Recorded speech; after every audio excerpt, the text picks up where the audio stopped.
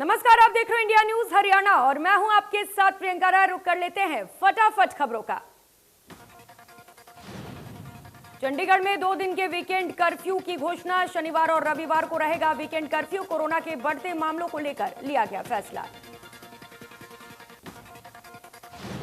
Corona के बढ़ते case को देखते हुए पूरे उत्तर प्रदेश में रविवार को वीकेंड लॉकडाउन लगाने का फैसला लिया गया है। अब यूपी में सभी शहरी और ग्रामीण क्षेत्रों में रविवार को बंदी रहेगी। जरूरी सेवाओं को छोड़कर सभी बाजार दफ्तर बंद रहेंगे। इस दिन व्यापक सैनिटाइजेशन अभियान चलेगा। इसके साथ ही मास्क न पहनने वालों पर 1000 रुपए का जुर्माना लगेगा। अगर दूसरी बार बिना मास्क के पकड़ा जाए तो 10 गुना ज्यादा जुर्माना लगाया जाएगा। प्रयागराज का United medical college dedicated Covid hospital बनाया जाएगा। देश भर में कोरोना महामारी के मामलों में लगातार बढ़ोतरी। देश में 24 घंटे में 2,17,000 से ज्यादा नए केस मिले। 1000 से ज्यादा मरीजों की गई जान। 1,25,000 से ज्यादा मरीज रिकवर। महाराष्ट्र में हालात सबसे ज्यादा खराब। महाराष्ट्र में 24 घंटे में 61,000 से ज्यादा नए मामले। 349 मरीजों ने तोड़ा दम, जबकि 53,000 से ज्यादा मरीज हुए ठीक।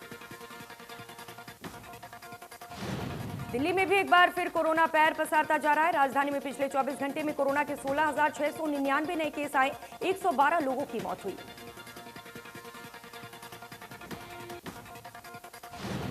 कांग्रेस नेता राहुल गांधी ने ट्वीट कर एक बार फिर केंद्र सरकार पर साधा निशाना। लिखा कि तुगलकी लॉकडाउन लगाओ, घंटा बजाओ और प्रभु गुण गाओ, यही है केंद्र की कोविड रणनीति। दिल्ली में कोरोना वायरस के बढ़ते मामलों के बीच केंद्रीय स्वास्थ्य मंत्री डॉक्टर हर्षवर्धन ने एम्स के ट्रॉमा सेंटर का दौरा कर वहां स्वास्थ्य सुविधाओं का जायजा लिया। इस दौरान उनके साथ एम्स के निदेशक डॉक्टर रणदीप गुलेरिया भी मौजूद रहे। डॉक्टर हर्षवर्धन ने एम्स के डॉक्टर से बात की और मौजूदा हालात का जायजा लिया। एम्स के डॉक्टर से चर्चा में ये बात सामने आई है कि मौजूदा हालात को देखते हुए मेडिकल स्टाफ कम पड़ रहे हैं। एम्स को स्टाफ की जरूरत है। ऑक्सीजन की उपलब्धता और कोरोना संक्रमण को लेकर भी चर्चा की गई। कोरोना के बढ़ते मामलों को लेकर केंद्रीय स्वास्थ्य मंत्री डॉक्टर हर्षवर्धन ने चिंता जाहिर की। कहा कि कोरोना के मामले तेजी से बढ़ रहे हैं और यही वजह है कि अस्पतालों में बिस्तरों की संख्या में तेजी से कमी आई है।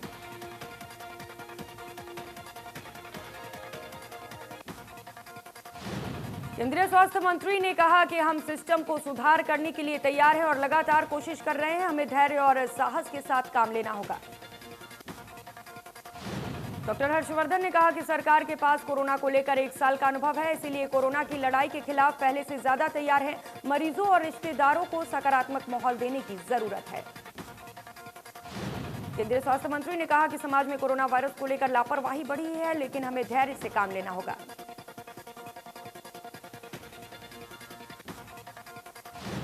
सीबीआई के पूर्व डायरेक्टर रंजीत सिन्हा की कोरोना से मौत हो गई। रंजीत सिन्हा का दिल्ली में निधन हुआ।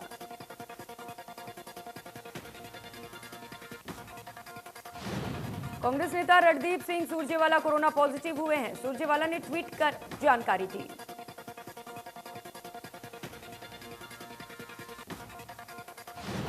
कोरोना के बढ़ते कहर को देखते हुए दिल्ली में लाल किला, कुतुब मीनार समेत एएसआई की सभी ऐतिहासिक धरोहरों को बंद कर दिया गया है। 15 मई तक के लिए ऐतिहासिक धरोहर बंद रहेंगे।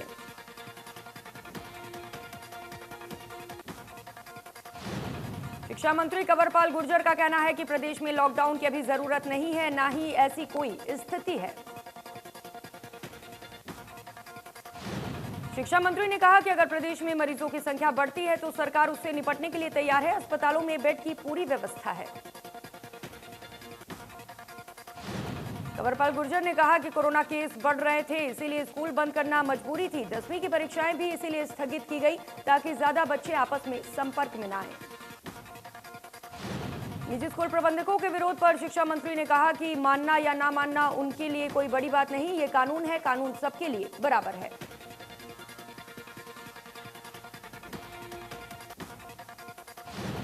गुरुग्राम में नाइट कर्फ्यू लगने के बाद जिला प्रशासन ने साफ कर दिया है कि उद्योग जैसे चल रहे हैं वैसे ही चलते रहेंगे। नाइट शिफ्ट करने वाले आई कार्ड दिखाकर आसानी से घर जा सकते हैं। आई कार्ड तब तक ही मान्य रहेगा जब तक कि ई पास की सुविधा उपलब्ध नहीं होती। सरल पोर्टल पर जल्द ही ये सुविधा शुरू की जाएगी। प्रशासन ने कंपनी प्रबंधनों से अपील की है कि एहतियात बरती जाए और सोशल डिस्टेंसिंग की पालन करते हुए कंपनी में काम कराया जाए। नाइट कर्फ्यू के दौरान यमुनानगर के डीसी और एसपी एक्शन मोड में दिखे। अधिकारियों ने हालातों का जायजा लिया।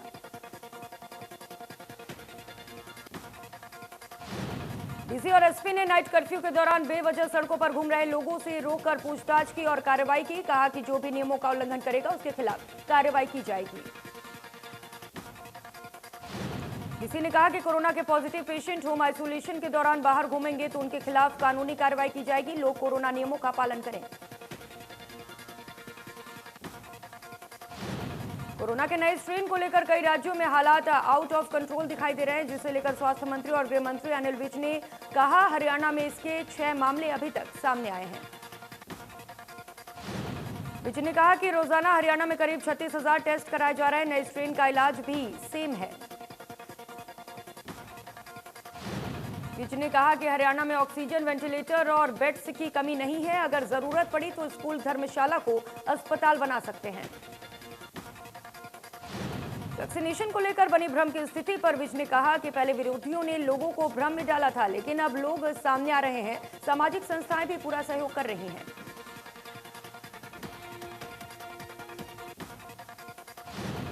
बल्लभगढ़ में कैबिनेट मंत्री मूलचंद शर्मा ने सेक्टर 3 चौक से लेकर तिंगाव रोड तक बनाए जाने वाले 4 लाइन सड़क, पार्क और मार्केट का दौरा किया। मूलचंद शर्मा ने लोगों को समझाया कि जरूरी होने पर ही घर से बाहर निकले, शादी और बाकी धार्मिक समारोह को दिन में ही निपटा लें।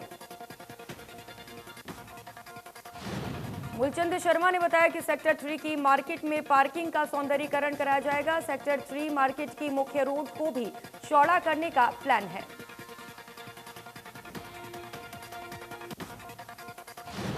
कोरोना के बढ़ते संकट के बीच दिल्ली में वीकेंड कर्फ्यू का ऐलान कर दिया गया है। ये वीकेंड कर्फ्यू आज रात 10 बजे से शुरू होगा और सोमवार सुबह 6 बजे तक जारी रहेगा।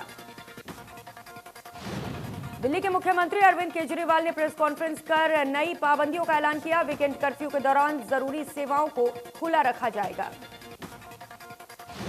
जिनकी शादियों की तारीख तय है उन्हें पास दिए जाएंगे। मॉल, जिम, स्पा, बाजार और बाकी चीजें बंद रहेंगी। सिनेमा हॉल 30% के हिसाब से चल सकते हैं। वीकेंड में सिर्फ इलाके के हिसाब से एक बाजार को खोला जाएगा। केजरीवाल ने कहा कि 5 दिन लोग काम करें, लेकिन वीकेंड में घरों में रहने की कोशिश करें। अगर किसी को अस्पताल जाना है, airport, bus station, railway station जाना है तो उन लोगों को वीकेंड कर्फ्यू के दौरान छूट रहेगी, लेकिन इसके लिए पास लेना होगा।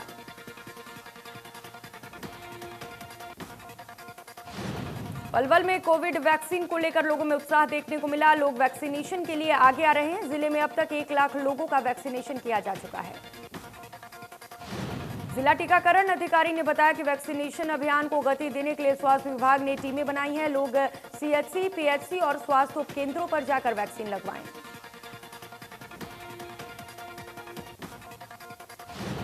कुरुक्षेत्र के पिहोवा मेन चौक पर अधिकारियों ने बिना मास्क वाले वाहन चालकों और पैदल घूम रहे लोगों पर शिकंजा कसते हुए चालान काटे। कहा कि केस तेजी से बढ़ रहे हैं, जो कि चिंताजनक है।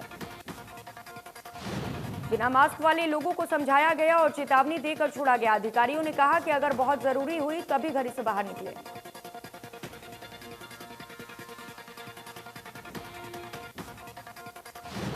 पिछले सप्ताह से नूंह में कोरोना केस लगातार बढ़ रहे हैं। जिले में 24 घंटे में 15 नए केस सामने आए। अब तक कोरोना से 30 लोगों की जान चली गई।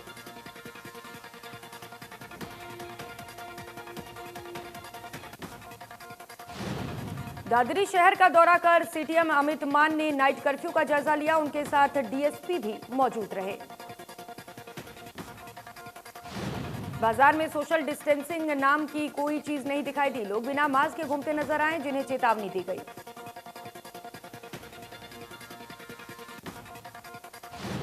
अंबाला के सुभाष पार्क में शाम के समय एंट्री पर बैन लगा दिया गया है। भीड़ ज्यादा होने के चलते प्रशासन ने फैसला लिया।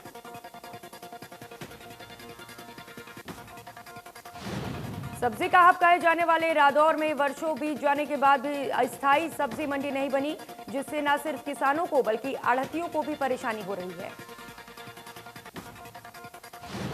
गेहूं और धान के सीजन में ये समस्या विकराल हो जाती है जब अनाज मंडी में चल रही अस्थायी सब्जी मंडी को बाहर कर दिया जाता है।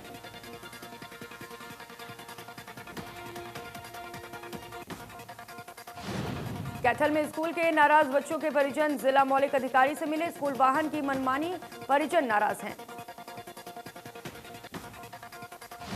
कोरोना को गंभीरता से लेते हुए लोग सरकार की जारी की गई एडवाइजरी की पालना करने में लगे हैं। डॉक्टर्स ने लोगों को फ्रिज के ठंडे पानी से परहेज करने की सलाह दी है।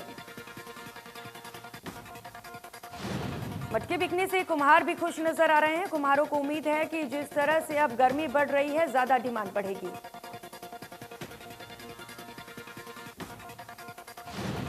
पंचकुला में क्राइम ब्रांच ने पिस्तौल के बल पर लूट की वारदात को अंजाम देने वाले ड्राइवर सहित 5 आरोपियों को गिरफ्तार किया। आरोपियों से लूटी गई गाड़ी भी बरामद की गई। आरोपियों ने रायपुर रानी इलाके में महिला से पिस्तौल और चाकू के दम पर लूट की थी। महिला के ड्राइवर और बेटे को गाड़ी से उतार दिया गया था।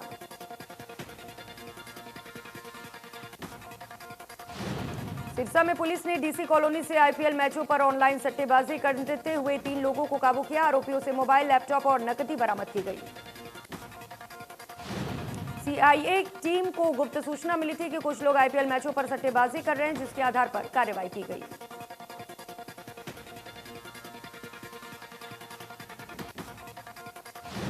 उत्तर प्रदेश और हरियाणा के किसानों के बीच में फसल कटाई को लेकर झगड़ा हो गया, जिसमें दोनों तरफ से गोलियां चल गईं और उत्तर प्रदेश के रहने वाले किसान की गांव खुरमपुर में वारदात की सूचना मिलने के बाद सोनीपत की कुंडली थाना पुलिस मौके पर पहुंची और मामले की जानकारी ली। रोहतक के आंवला गांव में सीएम फ्लाइंग ने छापेमारी कर लगभग 1000 पेटी अवैध शराब बरामद की है।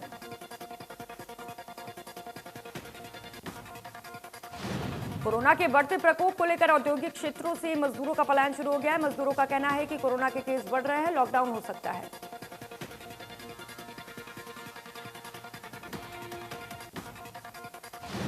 कैथल के वार्ड नंबर 13 के करीब 150 घरों वाली कोलेखा बस्ती पानी की समस्या से जूझ रही है। पिछले 1 महीने से बस्ती के दर्जनों घरों में पीने के पानी की किल्लत है। परेशान लोगों का गुस्सा फूटा और जन स्वास्थ्य विभाग के खिलाफ लोगों ने नारेबाजी की। बस्ती में रहने वाले परिवारों का कहना है कि सभी तरह के सीवरेज पानी के बिल भर रहे हैं, लेकिन सुविधाएं नहीं मिल रही।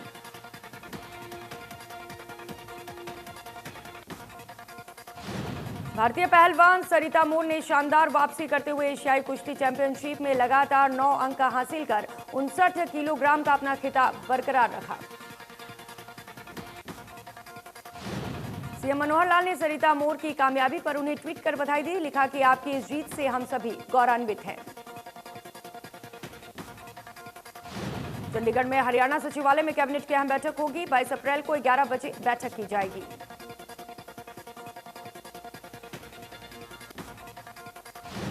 सीएम मनोहर लाल जनता से सीधा संवाद करेंगे। शाम 5 बजे हरियाणा की बात कार्यक्रम में सीएम कोरोना को लेकर बात कर सकते हैं।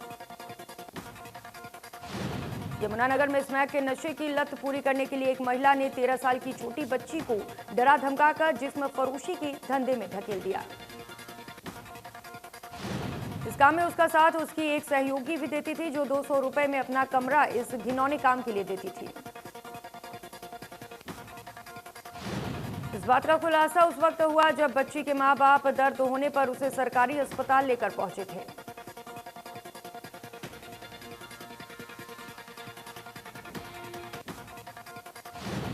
अंबाला के अनाज मंडी में गेहूं की आवक जोरों पर है, लेकिन उठान नहीं हो पा रहा, जिसको लेकर आढ़ती काफी परेशान है।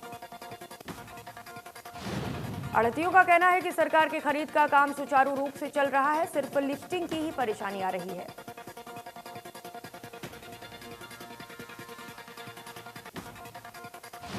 बल्लभगढ़ अनाज मंडी में गेहूं की लिफ्टिंग न होने के कारण किसान को परेशानियों का सामना करना पड़ रहा है। लिफ्टिंग न होने से किसानों का पैसा खाते तक नहीं पहुंच पा रहा। मंडी के अधिकारी लगातार दावा कर रहे हैं कि जल्द ही मंडी से गेहूं की फसल का उठान शुरू हो जाएगा। किसान मांग कर रहे हैं, उन्होंने कई दिनों पहले अपना अनाज मंडी में पहुंचा दिया है। सोहना गुरुग्राम मार्ग स्थित बंसी गांव के पास उस वक्त चीख पुकार मच गई जब एक दर्दनाक सड़क हादसे में एक 24 वर्षीय युवक की मौत हो गई। मौत के बाद युवक के शव को पोस्टमार्टम के लिए उसके परिजन सोहना के नागरिक अस्पताल ले गए, लेकिन अस्पताल में डॉक्टर ड्यूटी पर मौजूद नहीं मिला।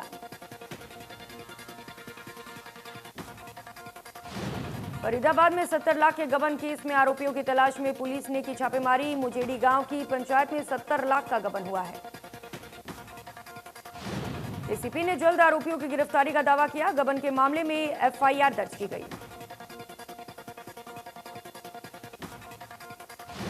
टोहाना में यूपी से आ रहे गेहूं से भरे ट्रक को मार्केट कमेटी ने काबू किया। ट्रक से निकली 346 क्विंटल गेहूं। इस मामले को लेकर शहर पुलिस भी जांच में जुट गई है। मार्केट कमेटी अधिकारी के अनुसार पकड़ी गई गेहूं की कीमत लगभग 346 क्विंटल है।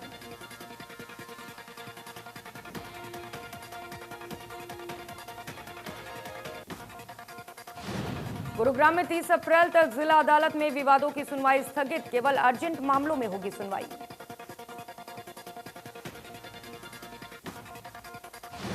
दिल्ली बॉर्डर पर किसान आंदोलन में शामिल किसानों द्वारा बनाई गई झोपड़ियों में आग लग गई। आग लगने से कई झोपड़ियां जलकर खाक हो गई। किसान नेता बलदेव सिंह सिरसा ने सरकार पर आगजनी के आरोप लगाए हैं। उन्होंने कहा कि शरारती तत्वों ने आग लगाई है। आग लगने की घटना के बाद फायर ब्रिगेड व पुलिस मौके पर पहुंच गई। फायर ब्रिगेड की गाड़ियों ने आग पर काबू पाया।